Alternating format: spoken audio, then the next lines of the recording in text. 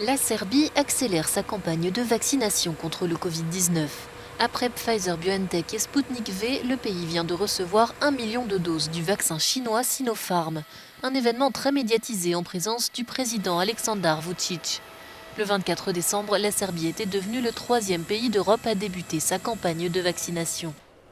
L'Espagne, quant à elle, a commencé à administrer la deuxième dose du vaccin Pfizer-BioNTech 3 semaines après les premières injections. Selon le dernier bilan, 768 000 doses du vaccin ont été administrées dans le pays. Le gouvernement souhaite vacciner 70% des 47 millions d'Espagnols d'ici l'été.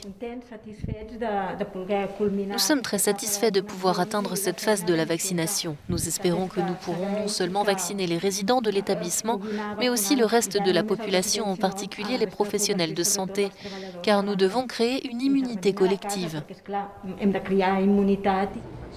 Avec plus d'1 million de doses administrées, l'Italie est la championne de la vaccination anti-Covid dans l'Union européenne. Toutefois, les chiffres des contaminations restent inquiétants dans plusieurs régions.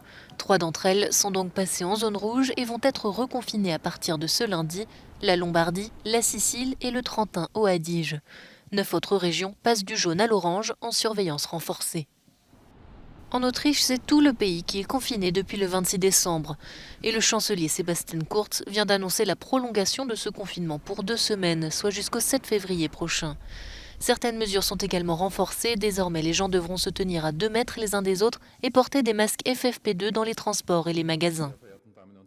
Nous sommes conscients que les perspectives des prochaines semaines sont sombres pour de nombreux entrepreneurs, parents, enfants, pour nous tous.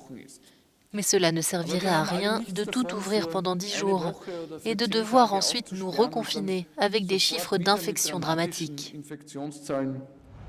Les autorités souhaitent éviter que l'épidémie ne devienne hors de contrôle avec l'apparition des variants britanniques et sud-africains plus contagieux.